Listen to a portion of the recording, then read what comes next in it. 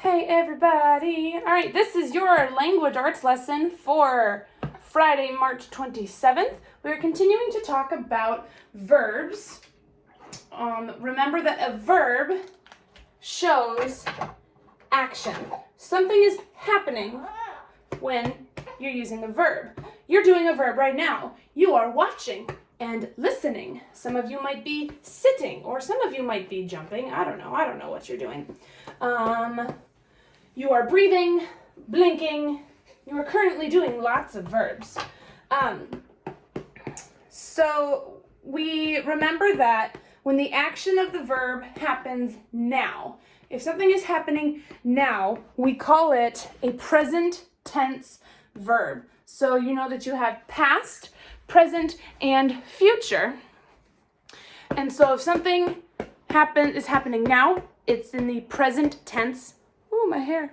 Remember, we call it tense, T-E-N-S-E, not T-E-N-T-S. Present tense. When the action of the verb already happened, we call that verb what? Past, present, or future tense. If it already happened, it is past tense, okay? And when it happens now, it's present tense. When it happened already, it's past tense. So if it has not yet happened, if it's going to happen, what do you suppose you call that then? You call that future tense, okay? So we talked yesterday about present and past tense. So today we're adding in some knowledge about future tense, okay? Sometimes we talk about an action that's going to happen in the future. For example, today I study my spelling. Yesterday I studied my spelling. Tomorrow what do you think? Today I study my spelling. Yesterday I studied my spelling. Tomorrow I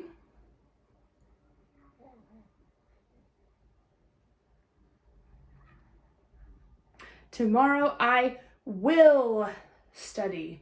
So we're going to use the word will before the verb in the sentence to show that the action will happen in the future. And when that will is in front of the verb, we call that a future tense. Okay? So I've got some example sentences we're going to write on the board. We're going to use a girl named Anna as an example. I've already separated the subject from the predicate part of the sentence.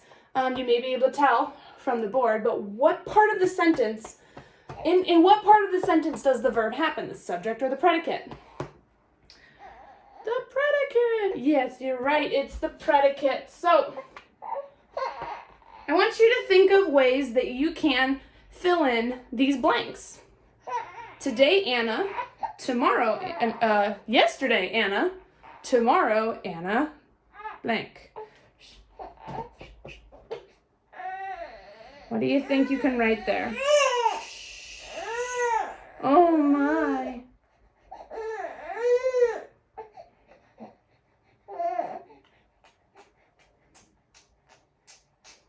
Okay, so let's do this one. Today, Anna smiles. Evie doesn't smile. Oh my goodness. Today, Anna smiles. Yesterday, Anna. If I write the word smile, what do I add to make it happen in the past tense? Today, Anna smiles. Yesterday, Anna smiled. We either add D or ED. Think to yourself, why did I only add an E in this word?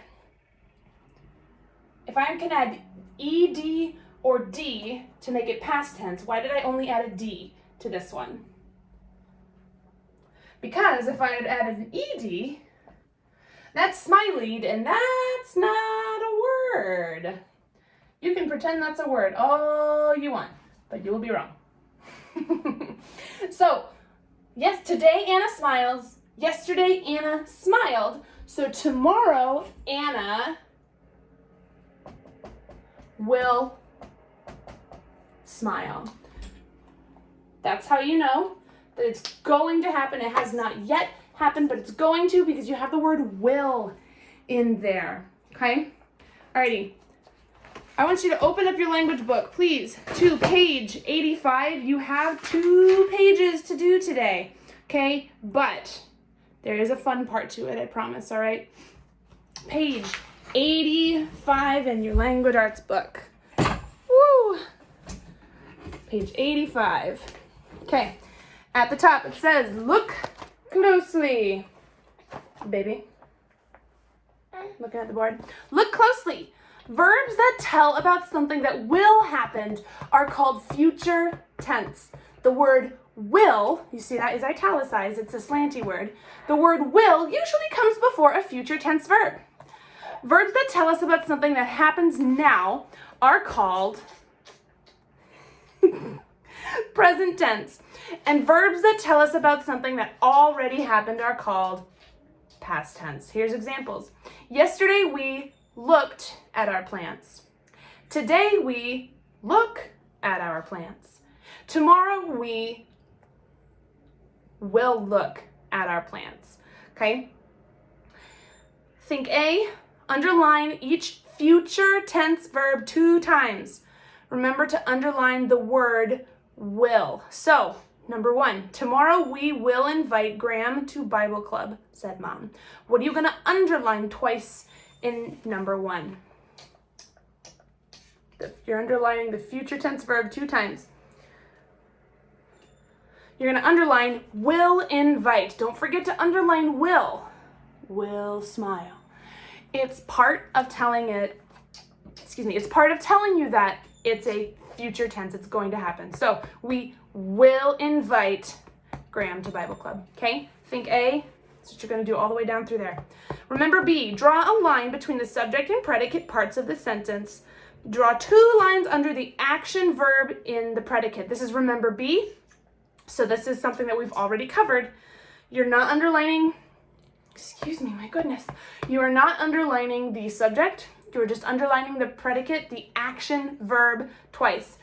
Listen to this part. You're not underlining the whole predicate. The directions tell you to only underline the action verb.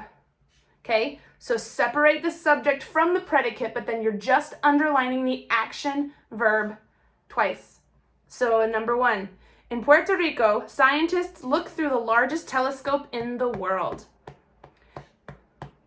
You're going to separate your subject from the predicate between scientists and look. In Puerto Rico, scientists look through the largest telescope in the world. And your action verb in the predicate part is